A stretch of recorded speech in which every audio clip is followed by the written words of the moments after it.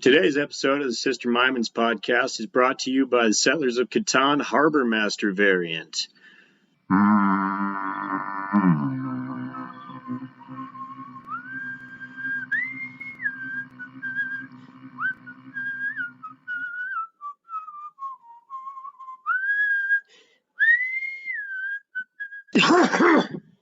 Alrighty, a couple notes before we get to today's guest. So the other day I was riding on the bike path here in Des Moines, and I was riding up behind a couple of middle-aged women. And as I approached them, say I'm like 40 feet out, I call out, "Ding, ding," the sound of a bell. Anyway, neither of these ladies laughed at all. And they heard me. They looked at me. Neither of them laughed at all. This was really upsetting to me. My typical plan for alerting pedestrians in particular, or slow cyclists that I'm coming up behind them, is when I'm about 50 yards out, I'll just give them one of these.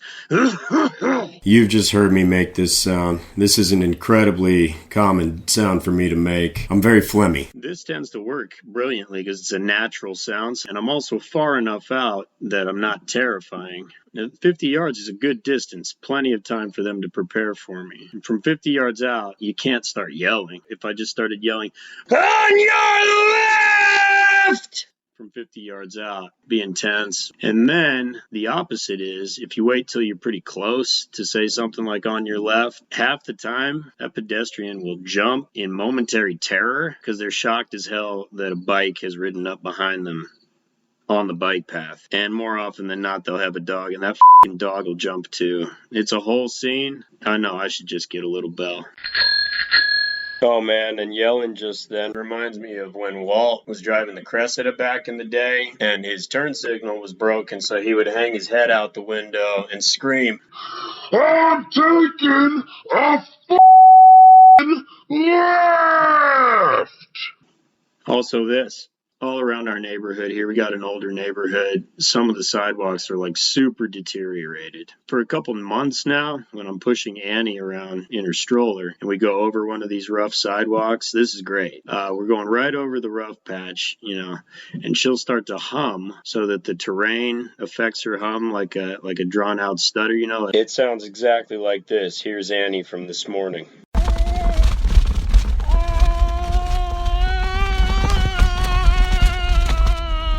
Good job, Annie. What's interesting to me about it, I love it, period. But what's interesting to me is nobody taught Annie to do this. And it has no evident practical function, right? It's almost entirely silliness, and it's naturally occurring. This phenomenon is so common, we can only infer that we're evolved to enjoy such things. The fact that she does this and kids do this naturally is so great. And a conclusion we can draw from this is, if there are those kinds of simple pleasures so readily available to us, and they don't go away, then we should all just chill out, man. You should always read something like this as an indicator that we should all be chilling out. I mean that. Let's get to the show.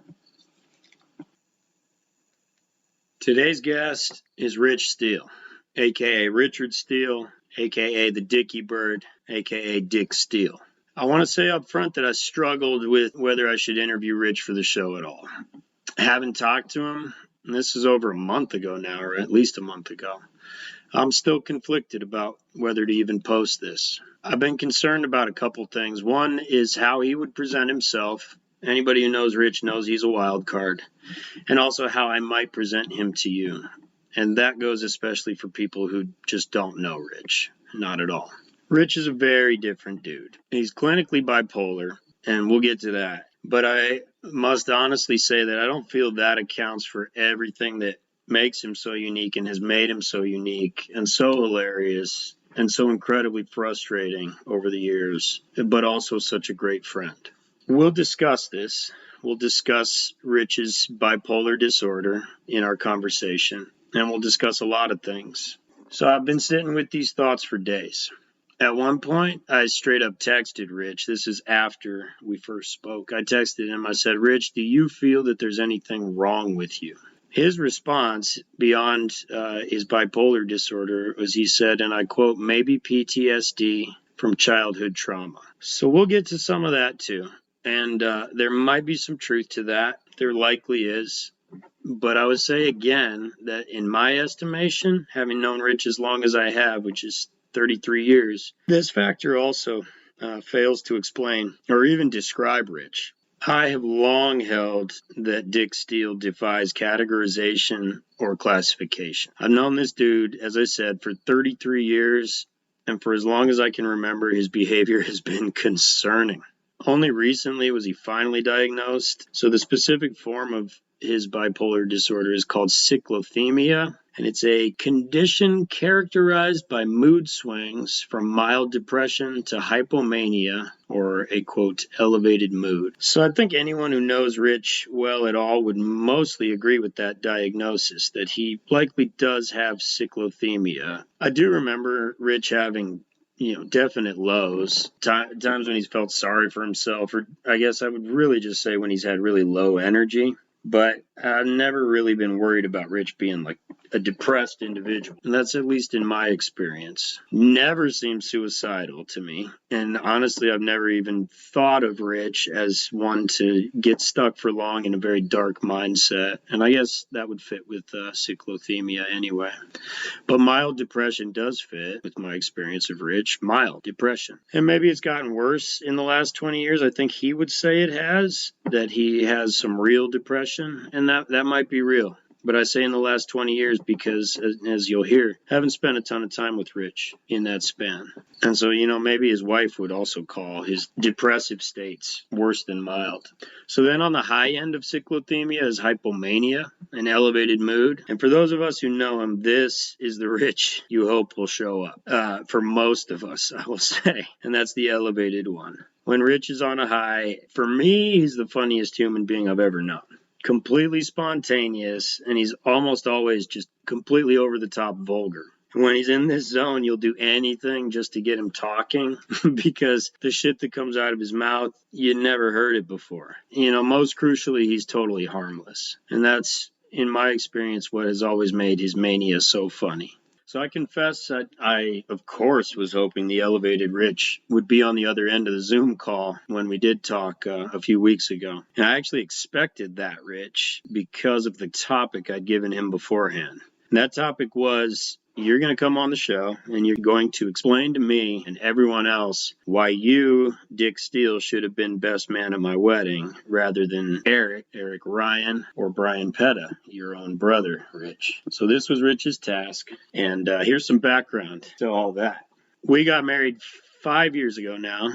And it was awesome. As far as a whole day goes, my wedding day was absolutely the best day of my life. It was perfect. Married the woman I wanted to marry. My daughter was there. All my family, all my closest friends were there. I have developed some just wonderful friendships over the years, and almost every one of those friends was able to make it from all over the country and came to Des Moines, Iowa in late October, and it was gorgeous out, and the wedding was perfect. It just was. And I had a really large wedding party. I think I had 9 guys in my wedding party. Maybe it was 7. I don't know. A bunch of groomsmen and then 2 ushers, and all these people, diehard best friends of mine, people I just love and couldn't imagine not having in my wedding party.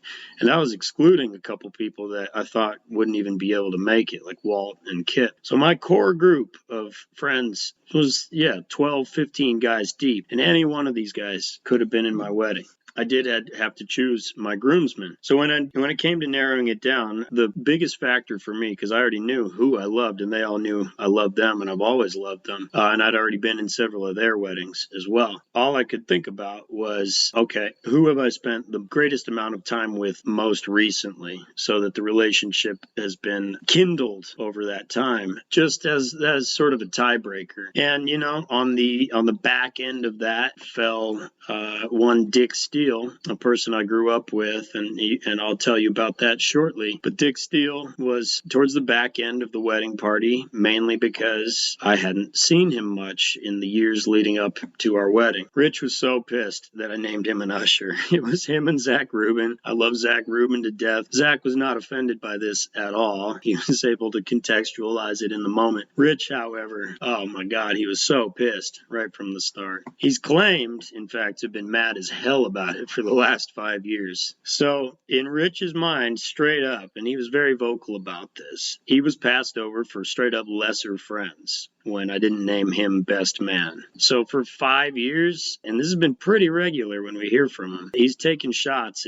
at Eric and Brian in particular, but really all my groomsmen. And it's all just been these steady, super obscenity-laced claims that he deserved to be considered ahead of each of these guys. So Rich has just cursed all their names whenever the opportunity has arisen, and that shit has been funny as hell. He just recently sent me a text out of nowhere concerning the guest on our first show, Joe Walker. And I didn't even ask him to explain this. I still haven't. And the text said, Joe's a fucking asswipe. And that was it. We saw that Rich for sure hasn't let this go. And Rich wasn't a problem at the wedding. He was a pain in the ass in all the group texts leading up to the wedding, but he wasn't a problem at the wedding at all. But we really saw most recently that Rich still has not let this grudge go. When he started posting comments on the first podcast, he's the only dude doing it in earnest. And you could go read them. They're not all that entertaining, but you'll see that he does essentially suggest that I chose my wedding party and my first podcast guest based on my other friends' superior intelligence and social skills. But I can only shake my head at such suggestions. I told Rich this. So the idea was to have Rich on the podcast so he could unleash and say loads of harsh shit about Eric and Bri and Pat and Joe. And these are the folks he gets most worked up about and claiming he is a better friend than them and deserved to be best man somewhere in there. So I thought, and I knew all I had to do was get Rich on a Zoom call, press record, and he'd start saying wild shit. As it turned out, that elevated Rich did not show up. Instead, I had a relatively boring conversation with my oldest living friend. I was surprised by this, but I think you'll feel that I definitely wasn't disappointed. Rich gave me so much to think about.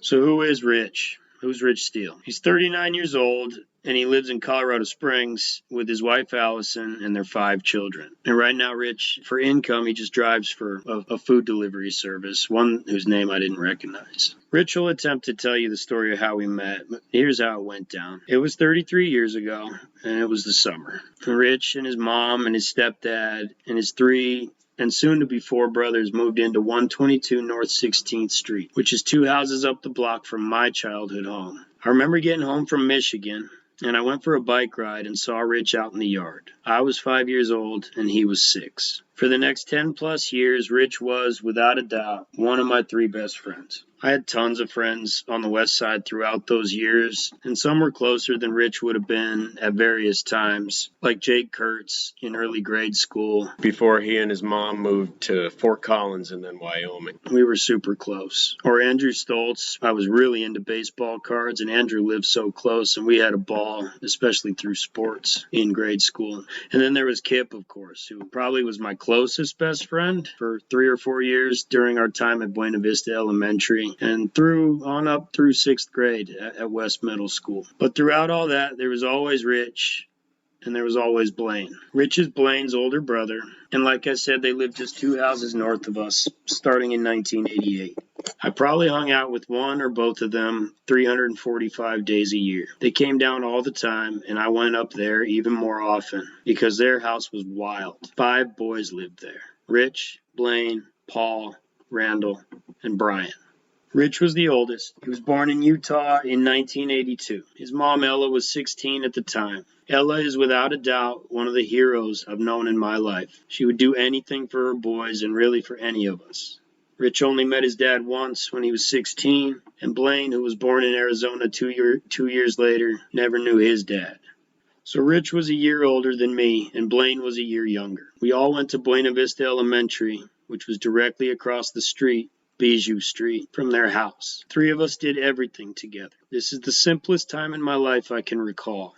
Along with Kip, Blaine and Rich were my best friends in the world, and they lived 2 houses away, and they were completely different people. I said we did everything together. The 3 of us, it was not a terribly harmonious arrangement. Rich is and was one of the silliest bastards on the planet, and Blaine was not always a fan. Rich could get him to laugh, for sure, but Blaine spent so much goddamn time with him, he never had a ton of patience for Rich. But Blaine always looked after Rich when it came down to it. And they'd also been through, presumably and in reality, a lot of really rough times together. But yeah, Rich definitely annoyed the shit out of Blaine. He's annoyed the shit out of most of his family. That's to put it both fairly and mildly. I personally can't say I've ever felt much annoyed by Rich, but I can definitely see where many people would feel that way about him, especially anybody who would have to deal with him every day. I've never had to live with the guy, and I am among those who find nearly everything he says simultaneously hilarious and insane and genuine and meaningless. Rich is my guy. Always was. The purest proof of this is that I always preferred to have Rich stay the night rather than Blaine when my parents would say only one of them could stay over. Sometimes they were both allowed to stay, and when we were little, all three of us would sleep on the pull-out bed in the TV room. Otherwise, they were supposed to take turns, but there were lots of times when I straight up told Blaine I'd rather have Rich stay over than him. This would upset Blaine. That's terrible to think about.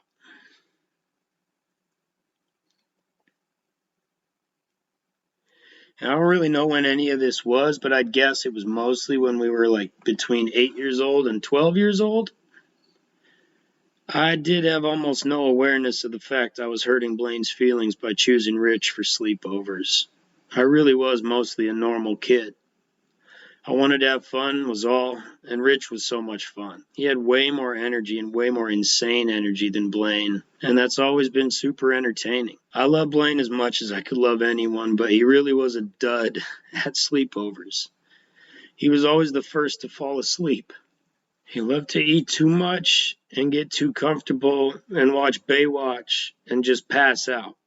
Rich, on the other hand, loved to stay up way too late watching TV and going wild. Rich also loved to record his own voice on my dad's boombox, singing songs or just saying wacky-ass shit and playing it back immediately. He could do this until 1 in the morning when we were 9 years old. We also played loads of basketball in my backyard. We played a game we called 20, 10, 9, 8, where you'd play one-on-one until one player reached 20 points, at which point we'd count down from 10 in the slowest way imaginable, creating late-game drama. I was, of course, the far better player, so I always had to find a way to allow Rich to get close in those last 10 seconds, so that it always came down to a true buzzer beater. Each of us would imagine we were a different NBA player or set of NBA players, a la NBA Jam. This kind of imaginative play and the tape recorder madness, Blaine thought it was all dumb as hell. He wasn't wrong, but that's why it was more fun to have Rich over. Blaine was way too literal and practical, way too young. And it wasn't until much later that I even thought about why that might have been. That may be why it was almost like he didn't get Rich, or especially why I would prefer to hang with Rich in certain situations. As long as you didn't live with Rich, if you wanted to have fun, I think you wanted to have Rich around. It stayed that way for me throughout our childhood and our teenage years. And then Blaine was killed. It was Rich who called me the night it happened. Like all my relationships, my friendship with Rich was never the same after that night. I was in college, horribly drunk, way too much for the next 5 years. And in that same span, Rich got married and had 2 kids. So Rich and I haven't seen each other regularly in 20 years. Still, 5 years ago, he argued that he should be my best man or co-best man. He has maintained this. Let's get to our conversation with Rich. Okay, so like I said, this conversation did not go in the wild-ass direction I assumed it would. I thought we'd get hung up on the wedding for like 30 minutes, have lots of priceless sound bites, and then do some bullshitting and get out of there. Instead, what happened was Rich provided me a lot of really short, often pretty flat answers, so I'll be chiming in quite a bit. Before I even got to a question, Rich did have a special surprise for me. My tooth got full, look. Oh, Jesus Christ. There was a hole where one of Rich's apparently rotten teeth had recently been. The lighting was really bad, and this was still disgusting. All right, so then I threw Rich what I thought was a real softball question, give him a chance to get warmed up. I asked him his opinion on Vic Fangio's decision to start Teddy Bridgewater over Drew Lock. At the time of our talk, this was very fresh information, and I was really worked up about it. Rich was not. Maybe a a good opportunity for Bridgewater, but I think Drew Lock probably would have been a better arm. Like, I think he has a better arm myself. See, like, I was talking about classy, man. I guess me and you differ with the other quarterbacks that I was talking to you about 2 days ago, but I do believe Drew Lock is classy as well. All right, so Rich's position on the Drew Lock Teddy Bridgewater debate is simply that Drew Lock has a better arm. Oh, and the fact that he finds Drew Lock so classy. God, I love that. I mean, I like Drew Lock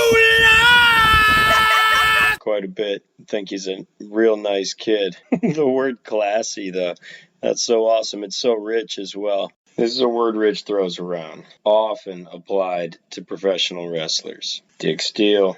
We did go on to talk a little bit about how regardless of whether Drew Lock proved to be the better quarterback, he was a nice guy and it felt like he'd gotten a raw deal in Denver. Rich then associated Drew Lock's experience with that of another recent Bronco quarterback. I couldn't remember his name. What's that Christian football player I keep forgetting? Oh, God. I believe you're thinking of Tim Tebow, Rich. This is so great because Rich has been an evangelical Christian. Rich has been a lot of religions, but he's been an evangelical Christian for the last 20 years or so. Tebow.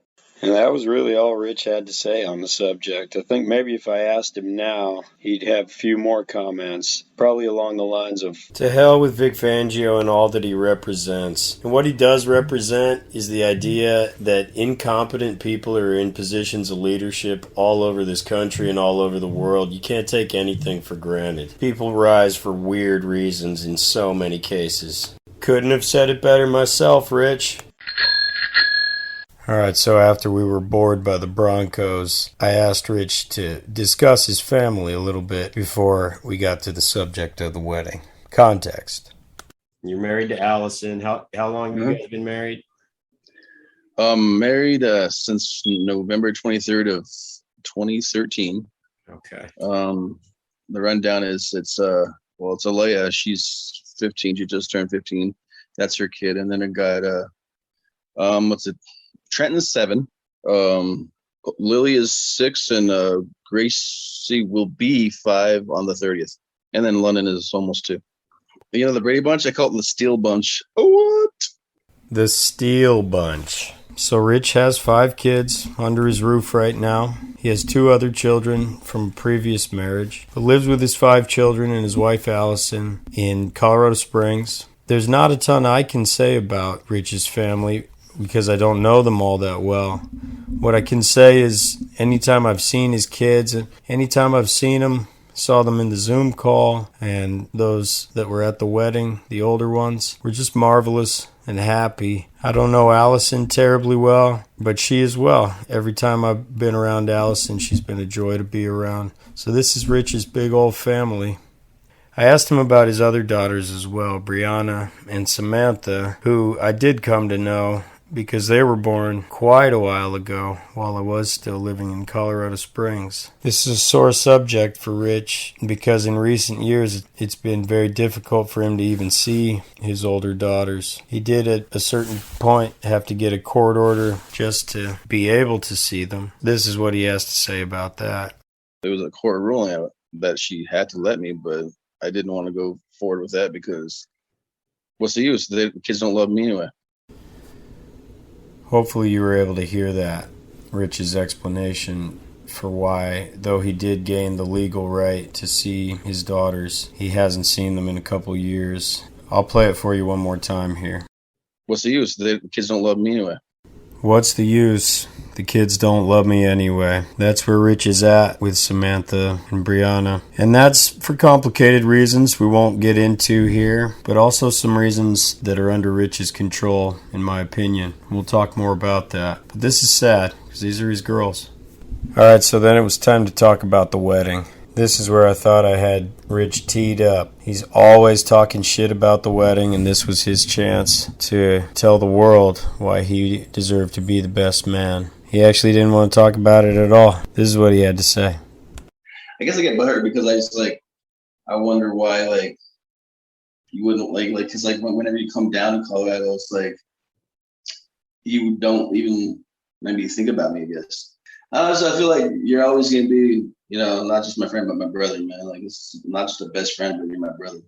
If either of us, if either of us just like, died, or if something happened to either of us, but we'd be devastated. Yeah. 260 is not the way to be, man. I need to change my lifestyle. That's for sure.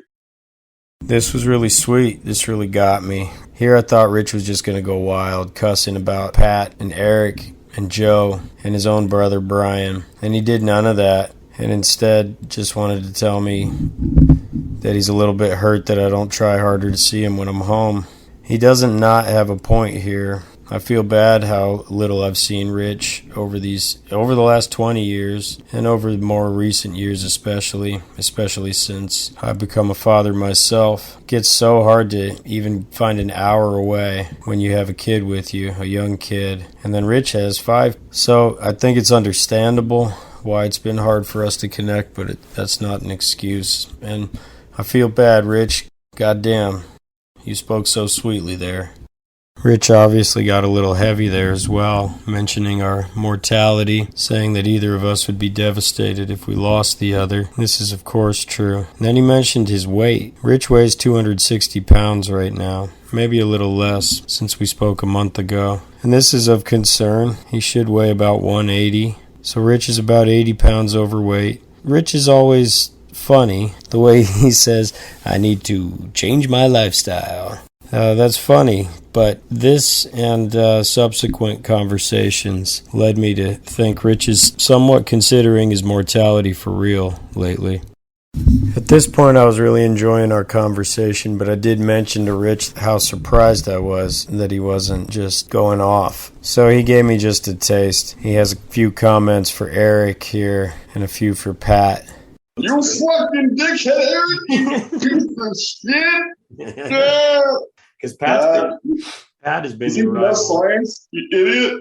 You're such a dickhead, you science asshole! Oh, I love Pat now. I remember when he held my baby and he started crying.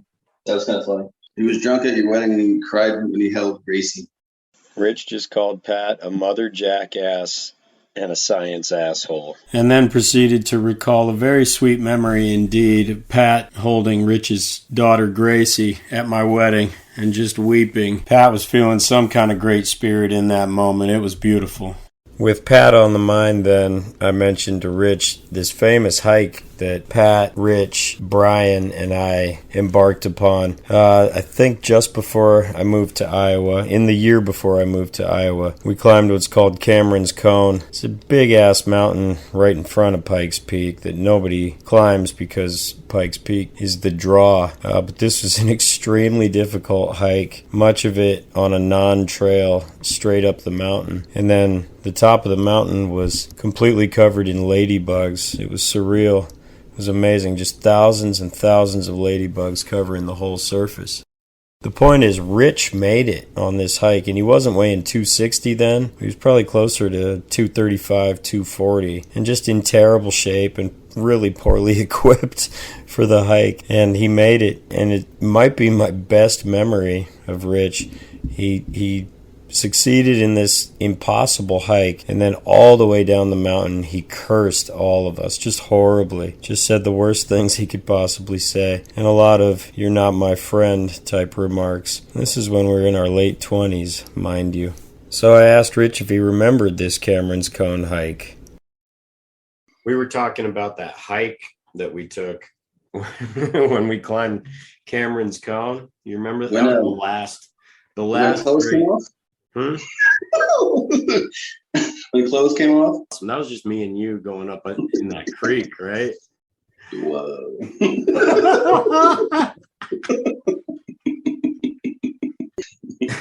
Jesus Christ. He lives in heaven, thank you very much. This is really good shit here, Rich. You still got it, man. Not only was it clear to me that Rich did not remember the Cameron's Cone hike, which, as I've said, was just so epically grueling, and he was so hilarious the entire time, and there was a mountain covered in ladybugs. He has no memory of any of this. But what he's got it confused with is this separate hike that he and I took up the backside of Section 16 maybe 6-7 years ago. And we hiked off trail, followed a creek maybe 500 feet up, and then settled, made a pool. We dammed a little part of the creek, made a little pool. And then, yes, as he says, the clothes came off. You got to hear it again. You remember that? That was the last clothes came off? Hmm? When clothes came off? That was just me and you going up in that creek, right? Whoa.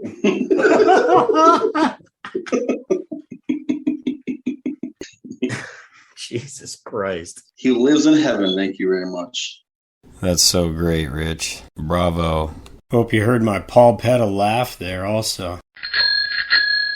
From there, things got kind of serious again for a moment. And Rich, unprompted, but I just sort of gave him the floor, wanted to talk about what he believed were some childhood traumas he had endured. You know how I don't like getting dizzy, right? So I used to always tell you that when I was at your house. I don't know, so everyone was spinning me around, and I kept on telling him, please stop, and maybe stop after 2 minutes. So yeah, I remember him doing that shit. And a friend that he knew, his name was Doug, he did that shit too. I don't know, he said a whole bunch of stuff I didn't like. But when I was 11, he put me on, I don't think I want to tell you this story, but he took me on underwear, tied me up, and had people drive past and about 10 minutes and just like look at me driving past while I was in my underwear at 11 years old. That was a punishment for something? Come on, Jack. Him, Daniel, and George did this shit. So they just did that for fun to fuck with you. 11-year-old. It's something I don't ever want to have my kids experience. All right, so these are real things that happened in Rich's life. For one, I do recall him always complaining about getting dizzy. It turns out there was some sort of story behind it, for what that's worth. And then the other story is troubling. It's disturbing. It's weird. I actually have some memory of this somewhere in my brain, a sense that I was around that day. But yeah, as Rich tells it, he was stripped down to his undies by his stepdad and his two young chums. These were like high school kids at the time. And they tied Rich to the stop sign just to mess with him, because everybody loved to mess with Rich. But not okay at all. He was a kid. We'll leave it at that. What's interesting about this was these are the only two traumas that Rich mentioned. Which is not to say his childhood was full of traumas, but it was full of chaos. I would say that would be the trauma that defined Rich's childhood, was unpredictability, chaos, poverty. And especially early, he would have been exposed to some dark things. It's true. All these things are really real, but he's honed in on a couple of episodes, interestingly. The mood would lighten then as the conversation shifted to perhaps Rich's favorite topic, which is singing. Rich has always loved to sing. He's a karaoke legend, and for at least 20 years he's dreamed of becoming a big television music star. He does become defensive, though, as I raise the topic, and with good reason. He's taken a lot of shit for this over the years, but of course I let him talk about it. Jack, don't do that. Don't be my discourager. I'm not going to discourage you. I want to allow you to talk about it. And No, it's okay. No, it's just like I've been wanting. I guess I've been wanting to since I guess. Well, that is one thing I guess I'll maybe take away from because he let me sing anytime I wanted to in the garage. You know what I mean? He let me just go at it. So I mean, that's when I start singing what's in there. So I mean, that's really one of the only things I'll ever take away from that. Is just being able to just start singing my butt off, like from the 60s to the 90s records that out there in the garage. So that's when I started, and then I started like in middle school. There was a little choir, but then like when I went to Utah, I joined the choir there. I just been joining choirs here and there and just loving it.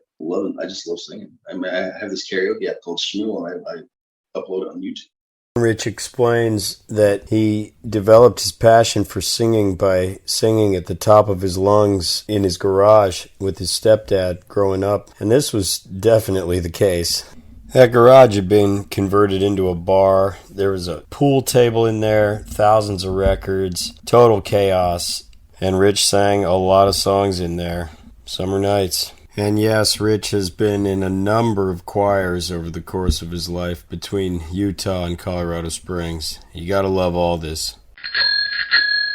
At this point, I mentioned to Rich his tendency to not sing with his full torso. It's always been my observation that though Rich loves to sing, when it comes to the actual singing, he rarely fully opens up. It's actually adorable. He addresses this here, and then we talk about some other experiences of his.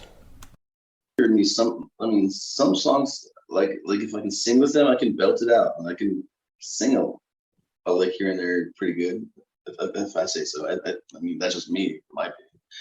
But I think some songs, like, I just need like a little practice here and there. I think I need to get to where my tone is and where my voice is, and I just think I think that one day I could just be something in the music department. You had, didn't you even audition for American Idol or did like... Twice. What was that process like? The first time it was, you know who took me twice, the ex person, but first time took me, what was it? It was, I was in, I was in front of, they let me go on the stage at I think it was a Chapel Hills Mall, and I sang automatically pretty much. The year after that, I sang, in front of like a director, and then, if you were good enough, you went on stage. And that next year, I guess I wasn't good enough, so I didn't go on stage. But when the first year when I went on stage, I sang, that Dashi song, "Home." I'm going home, back to the place where I belong. Yeah, I sang that, and I got quite a good reaction. It was pretty good applause. It didn't sound like anybody felt sorry for me. I obviously love Rich's account of that second audition for American Idol. For more on Rich's American Idol dreams, I actually brought in Rich's other best friend from high school. Mr. James Smithmeyer would like to say a few words on this topic. Eat it up, Dickie Bird.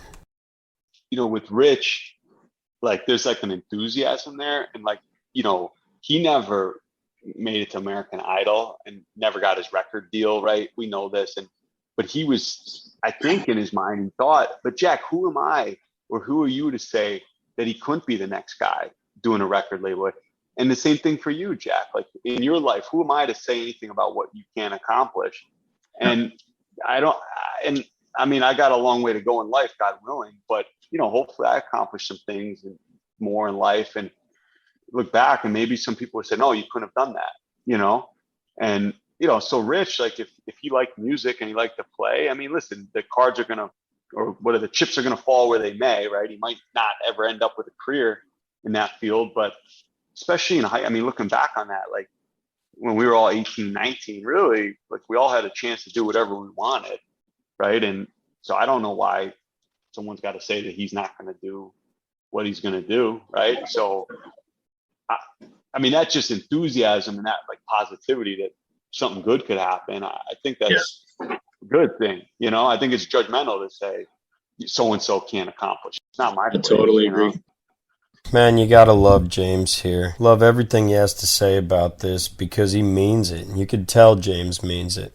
So that's James Smithmeyer. James lives in New York with his wife, Mary, and their 3 children. James moved from New York State to the west side of Colorado Springs right around the start of high school, and we came to know him, I think, through our buddy Pat Dosh, and then we all came to know and love James, and he and I were in a lot of the same classes together at Coronado High School, and James loved to play basketball, loved to play tennis. I loved to play basketball, loved to play tennis, and James just became part of the greater West Side crowd. Delightful human being and one of the brightest people I've ever known in my life.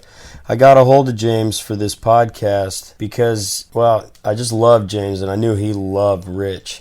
I tend to call James Smithmeyer Smitty. I want you to hear Smitty's response as I asked him to describe why he thought he so enjoyed hanging out with Rich in high school. This is great. I think it was a pretty relaxed time, right? We like play some sports, watch some sports, listen to music in the garage. And I think it's just easy. you know, and I think we had some mutual interests. Like I don't think like you touched on like academically, we obviously went kind of like different directions, with that, but, sports and listening to music and hanging out, like I think we were pretty similar in that aspect, and like basketball, Jack, I mean, I think that was good. And then, I don't know. I mean, I'm sure you'll go over this. I mean, but like the West Side, it was a nice place to live, right? I mean, like I could walk over to his house from even where my mom lived, but where I first was living on 23rd Street, so you were right around the corner there too. And, Thorndale Park and, so it was easy. And, I think there's something to be said for that. Like if you have like really high maintenance friendships that, to me, that's not what I get into, usually I try to be there for my friends. And if my friend is demanding a lot from me, it's maybe not it's not what I do. I try not to demand a lot from my friends, in terms of what they're supposed to do for me. So, I don't think Rich was like that. This pretty well nails it for me. Rich as a low-maintenance friend. Couldn't agree more. And this is why I loved having him for sleepovers. And James loved having him over to his house for sleepovers as well. And I so loved James's general comments on the West Side, what it was to be a kid on the West Side.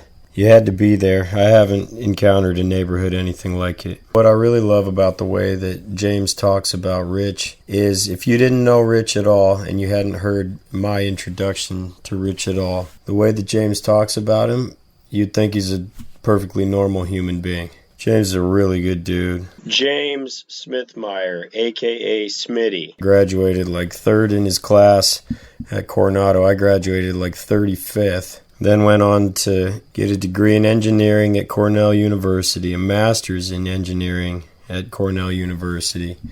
Now, according to Google, he's the superintendent of a construction firm in New York City. And he and Rich were essentially best friends for a couple years in high school. So, Rich, James fully supports your American Idol ambitions, as do I. Don't dream it's over, pal. Hey now.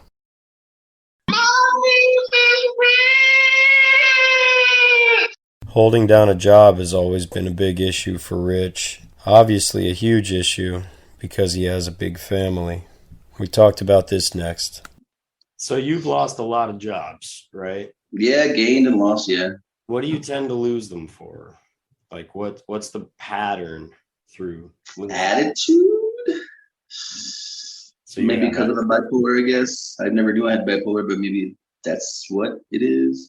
So you kind of I've always been good with employees and sometimes bosses, but it's just like I guess when there's times where they think they're better than me, I guess, and when they tell me what I can do, and when I already know it, then I don't like I guess I don't like criticism. You need to wrap that burrito right. Motherfucker, I am doing it. I already put that cheese and lettuce and beef in there, okay? What the fuck, man? I already put it in there. I've already wrapped it. What else do you want me to do, you motherfucker? So Rich has some definite issues with authority. This has always been the case. Any redirection, he's liable to just go off and tell you everything he thinks about you all at once. He just does this with bosses, which is probably a bad idea. It turns out, though, that once upon a time, Rich was the boss. He tells us about it. I was a manager in Utah. Of what? At a concession stand. That is awesome. I think you probably had 50. Counted the money before and after. No, these teenagers thought they could backtalk me, so I put them in their line, man. I am above you, you kids. I am not a kid anymore. You are, so shut up. You're the man, Rich.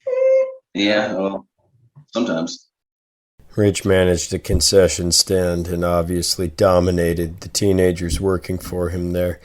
This was in Utah. So Rich was born in Utah, then moved to Arizona, and then to Colorado Springs. But he moved back to Utah a couple of times. The second time when he was managing the concession stand would have been in his 20s. But he also, this brought up the memory of the first time Rich moved back to Utah. He'll talk about that. That's October 97th. The whole story was because like a year before I visited my aunt and I met this girl. Her name was Carrie Ann. Now, you know Carrie Ann, you remember that. This is good shit. Yes. And then a year, I guess a year later, I met up with her again. Well, what happened was I guess they surprised me with her. And then 4 months later, there's a breakup, and then guess what happens? I just stay there for a year and about a month. I joined the choir in my high school, and the rest is history. Yeah, you heard that right. Precisely in October of 1997, Rich moved to Utah for a girl who dumped him after 4 months. I had forgotten about this entirely, but he brought it up, and I just thought this was hilarious. I'd also like to point out to you, Rich, that it's me you left for Carrie Ann that October. I thought we were best friends, man. From there, we somehow got onto the subject of the group chat that I share with Eric, Joe, Pat, Jesse, and Kip. Rich wants in. I'd like to get it up on that. You want to be in the group chat? Yeah, why not, man? I'll talk to the guys. I've toned down. No, I kind of think you have. I mean, but you also what did you say to me earlier? Send me an invite, you whipped ass. I had to. It was funny. Come on. It's funny. It's funny. It's really goddamn funny, Rich. Yeah, so earlier in the day, he was getting impatient about me sending him a Zoom invite, and so he texted me, "Send me an invite, you whipped asshole." Here he's calling me a whipped asshole while claiming to have toned it down. Yet he may have a point here. Rich may well have toned it down, if for no other reason than we've gotten much older. I mean, for Christ's sake, listen to the way he used to talk about a few of the members of the group chat. This was via one of the poems Rich wrote one night when he was in an incredible manic state. This is more than 20 years ago. All evening, he sat on my floor in a yogi squat, and he scribbled madly, writing these really wonderful, insane poems and doing these drawings. Here's an excerpt from an unnamed poem wherein Rich takes aim at Pat, then Joey, then Jesse, and then celebrates Blaine. Pat, rat, tat, mother, cat, my you asshole. Joey, Foey, banana fana, kiss my ass. No, I'll pass. Jesse Krieger, mother stinker. You're an asshole piece of shit. Can't get no ass or tit. Blaine can be a badass, that's for mother sure. He has badass teosis, and there's no cure. I have all these poems in a file cabinet. I saved them intentionally. Always knew they'd come in handy. Here's the most epic of those poems. This one is entitled Cassidy Blessing, Italian Dressing. And its first few lines are dedicated to our old West Side friend, Cassidy Blessing. And then Rich just goes off from there. Cassidy Blessing, Italian Dressing. Mother hoochie mama. Rocky motherfucking High, Colorado. Badass am I. Anyone who says I'm not will fucking die. I'm just fucking good. Calm fucking down. Don't fucking leak your pants. Now, the second verse. This lick my you fucking motherfucking booger picking, ass scratching, egg hatching, pimp daddy bastard. Holy shit! I forgot. Holy shit! Yes. Still don't know exactly who Rich was referring to there at the end when he says, "You booger picking, ass scratching, egg hatching, pimp daddy bastards." That is an all-time line. And again, I don't know who he's referring to, but I'm pretty sure it's not Pat, Jesse, or Joe, let alone Eric or Kip. Those insults are way too complimentary. As for you joining the group chat, that seems doubtful, and that's not an insult.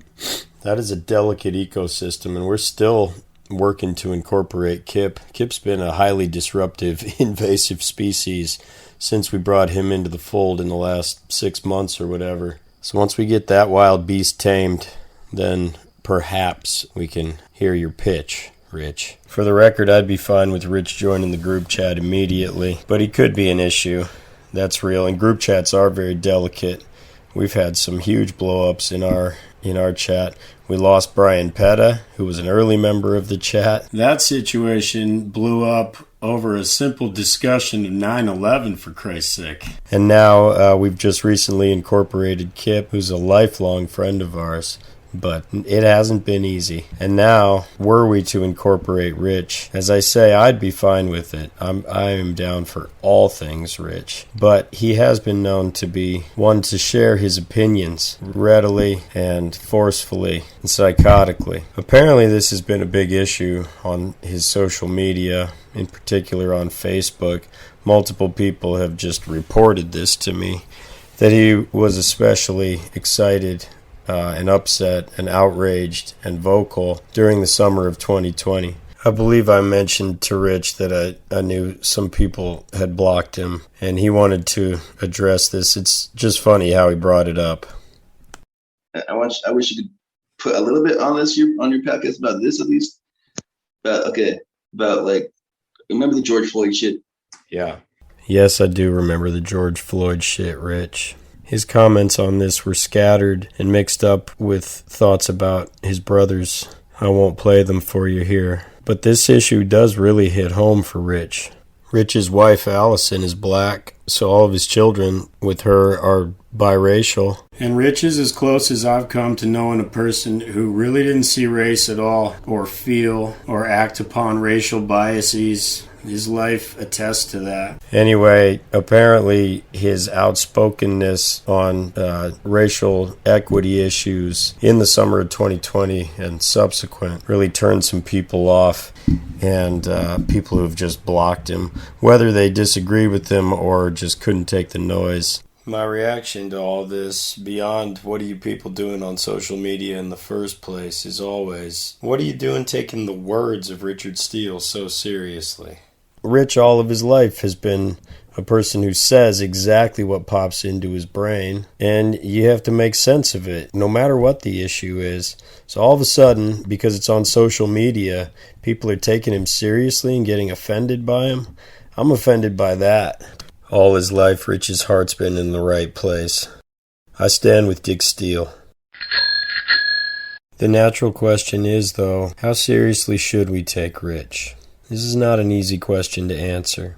It felt easy when we were kids. It was easy to laugh at almost everything he said. And then our lives got more serious, especially as he had children of his own. When that happened, it became much more complicated to just laugh at Rich. So I repeat, how seriously should we take him? I'm going to let James Smithmeyer make the most important point here. This is introduced by the most adorable interruption from Opal. She wanted to know why I had gone to the store without her earlier in the day, and she also had an issue with the TV. I didn't plan on going to the store. Annie and I just ended up there. I apologize to you both. No, I didn't care. Okay, I appreciate that. I'll be right there. We're almost done. The TV's not working upstairs. All the way upstairs? Yeah. I mean, look at Jack, like that. You got 2 kids and a wife, and Rich has got 6 and a wife. Like, marriage is a vocation, someone told me. And Jack, I got a great life out here, but it's not always easy, at home. Yeah. So, like, I look at it, it's like, I don't know what Rich has done with his life. He's talked over the years, told me different jobs and stuff, but like, at the end of the day, he's still with this woman. He's had these kids, and I don't know what he's like as a father, right? But like, he's doing something. I'm curious about that, Jack. He told me he went to Disney World. That's pretty cool. Not every family goes to Disney World. They did go to Disney World. Rich made that epic trip happen. But this is the key point that needs to be made about Rich. He's a father. And at the least, he's a fairly committed father. And really, it's much more than that. He's a very loving father. We have to acknowledge that now more than ever, to call someone a fairly committed father is actually to say quite a bit about them. James said it, fathering, parenting, incredibly difficult, day after day. So many men bail on this. So many men bail on this process before they even give it a chance, and so many bail after the fact. It's an epidemic. Maybe it always has been. Among our greater West Side crew of 15 to 20 boys, it was really only a couple of us that had stable two-parent homes our entire lives. Most of the boys had real hectic father situations. On top of that, I'm totally comfortable saying that at least 50% of my students, and the number's probably much, much higher than that, at least 50% of my students have serious issues with their fathers. So many absent fathers, so much substance abuse, so much violence, so many issues. Dads are failing left and right. Certainly Richard's father failed him, and you've heard about his relationship with his stepfather. Rich lives with 5 of his 7 kids in Colorado Springs with his wife Allison. 4 of those kids are theirs together, and the 5th is Allison's daughter Alea. When I think about Rich from afar, I always wonder and worry whether and how he's able to provide for such a large family. I have to assume they receive just enough assistance and that they're barely scraping by, but they are scraping by. Rich, man, you made it this far, and it's clear you love your kids, and it's clear they feel love. It's definitely something. I've been working with kids for 15 years, Rich. My sense is that just by being there for them, you greatly increase their chances of being happy people. Fathers matter so much. I'm really lucky to have the dad I have. And Rich, I'm glad you grew up near John Simons. But yeah, man, you never had anything close to a dad. Yes, baby girl.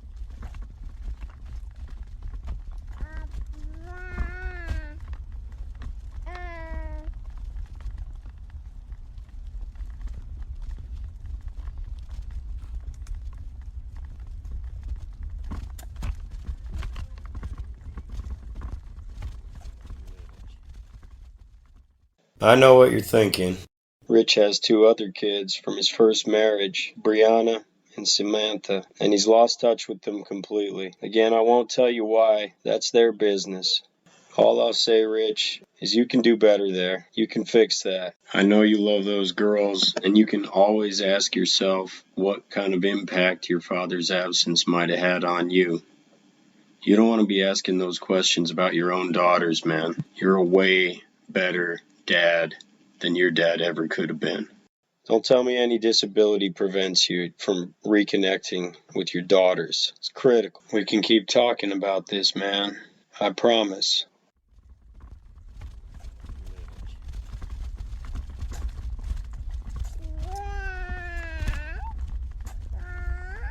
Let's drop this dog off and we can decide if we want to keep going.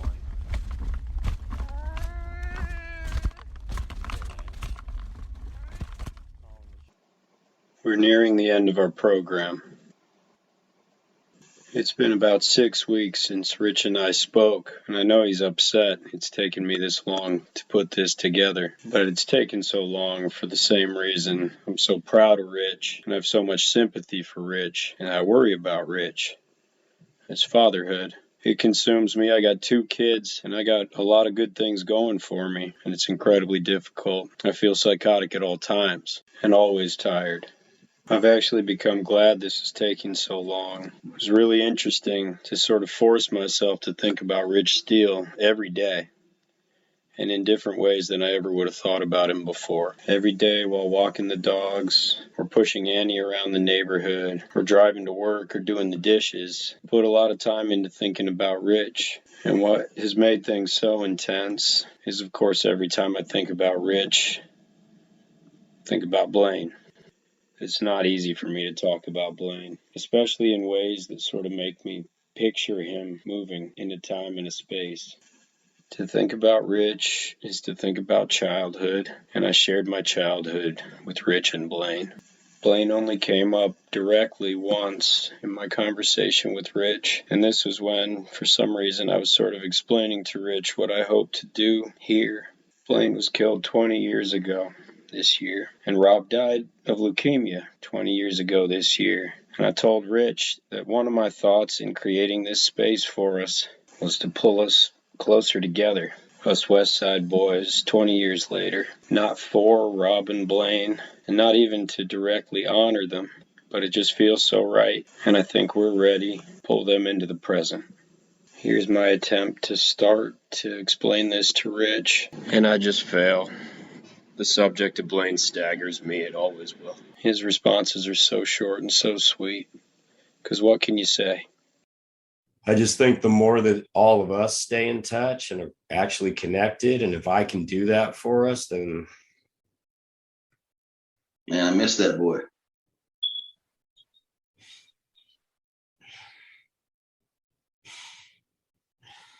Wish he was still here, man.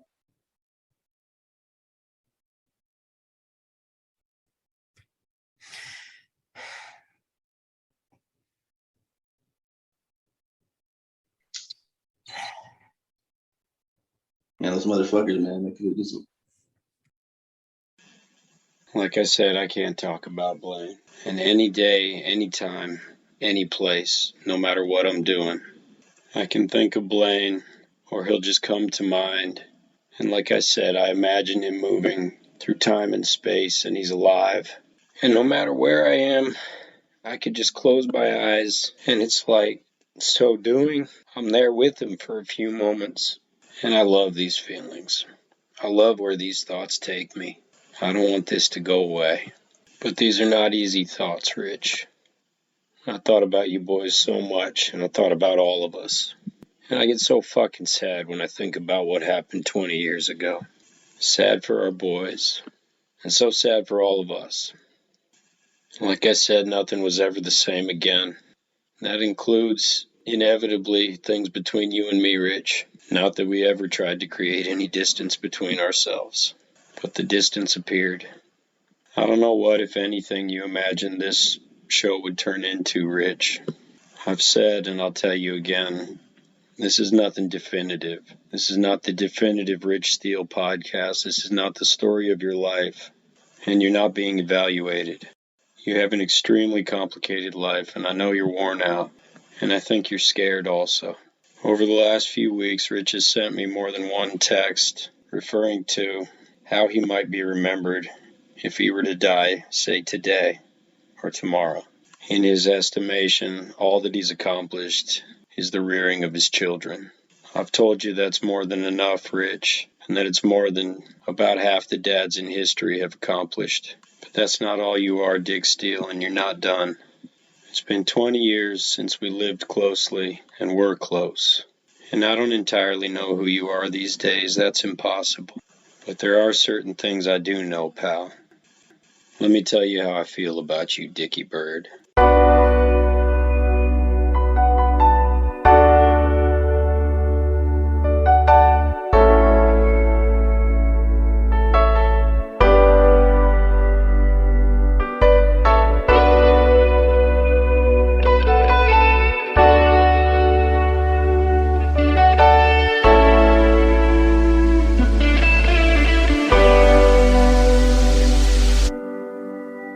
Rich, you may well be my best friend.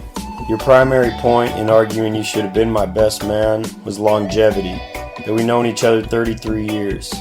Longevity may not be everything, but I should have given this way more thought. I'm 38 years old now and you're 39. The fact we're still so close tells me something powerful. It means that in 33 years, Rich, I never fucked it up, and neither did you. Stuck, sitting in the twilight, waiting for the sun to rise. A distant glow of a promise that our time will arise. I honestly never thought I'd have to worry about a friend hurting me. That's how great my friends have always been. But in the last year out here, that definitely changed. I know you would never hurt me, Rich. And a cynic would say it's because you couldn't hurt me. That's bullshit. Cynic is another word for coward. You're a lot of things, Rich, but you're no coward. You belonged up front on my wedding day.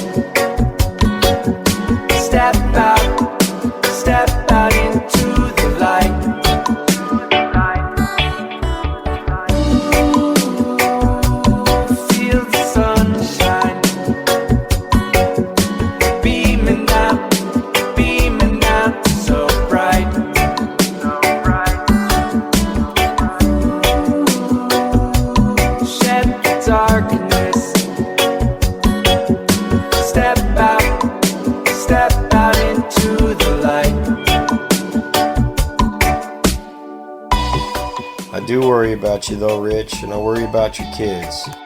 It's so hard to tell how you're actually doing, man. 1 hour, your text will indicate you're in an absolute crisis, you're pissing blood, or your wife has locked you out again. And the next hour, all you want to talk about is the Nuggets. And you say everything is fine and you mean it. But I know you're scared of failing, Rich. Buddy, the only way to fail is to give up.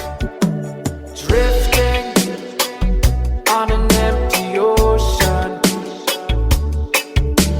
waves crashing all around, lost in the sea of emotion, searching for a piece of ground. Don't give up, Rich. I know you won't. You got 5 kids under your roof there, you got a wife, and you got 2 girls you need to reconcile with. You can do all this, man. And all you can ever do to begin is to address the things that are under your actual control. You gotta get down to like 235. You gotta commit to not cussing out your next boss. And buddy, you gotta figure out how to change the battery on your smoke detector. Feel the sunshine beaming down, so bright.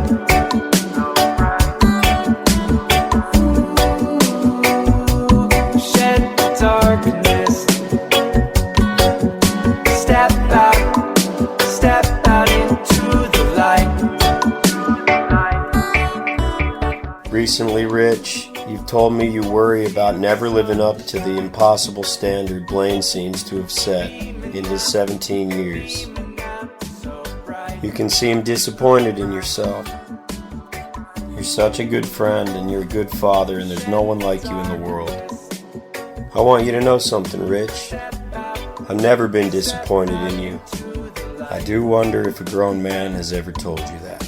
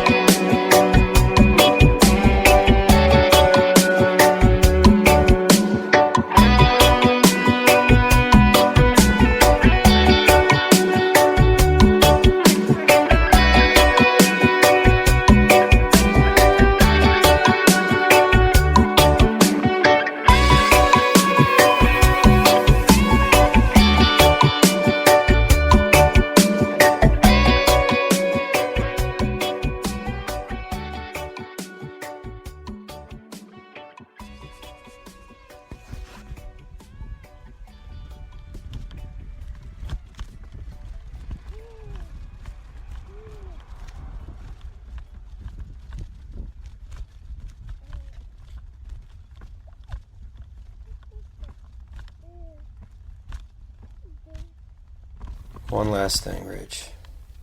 As we were finishing up our Zoom chat, you did something I really appreciated. You kept talking about how young my face looked, and how it hadn't seemed to have changed at all.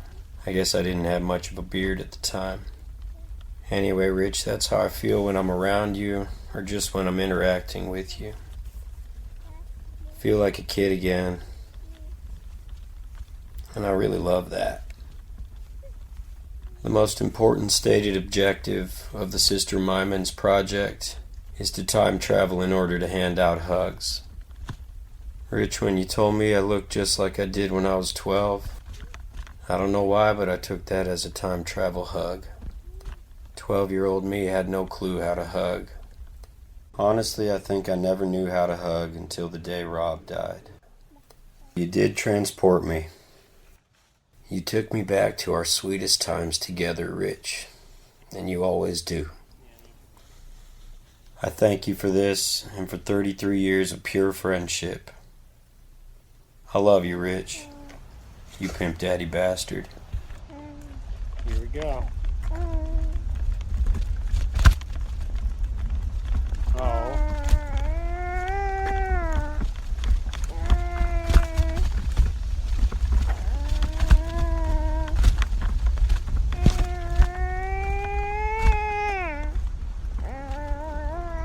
Do, do, do, do, do.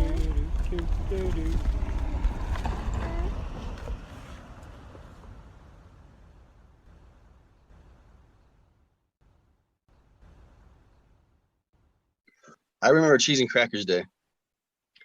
What the hell does that mean? Oh, every time, I don't know how often it was, but we always had cheese and crackers at your house at the table. Your mom made it. I mean, maybe when we were little kids. I just so what, Jack? That's a good memory. That's great, Rich. Great story about the cheese and the crackers. One of my values coming back and watching Ty Edney score that buzzer beater with you. That was an awesome buzzer beater. I like that better than the Christian Leader one. But that can't be. So I mean, we must have been watching a replay of it or something, because that. We watched that. Well, then we wouldn't have been at Monument Valley, bud, because that's March Madness. No, we went to Monument Valley in the spring. Not in March. Not to the pool. Are you sure? You can't go to Monument Valley Pool in March, Rich. I still don't feel that you have like a demon in you. No, I am a good guy. You. Damn it, man, I want to get on YouTube. No. Rich, shut the up, man. Let me talk. Shout out to James Smithmeyer. Shout out to Ella and all the Peta boys. Shout out to the cricket chilling behind my basement wall for the first 20 minutes of this show. I'm almost 5 months without a drop of booze. I'm loving it. Shout out to Nick Zinn, Matt Rockers, whoever. Tune in next time where I'll talk to Kip Boatwright. Kip and I will discuss a legendary 2-on-2 series that took place in my backyard. We'll also discuss whether the expression blank had his ass handed to him is as good as it gets. All right, I'm nothing at all, and you ain't shit.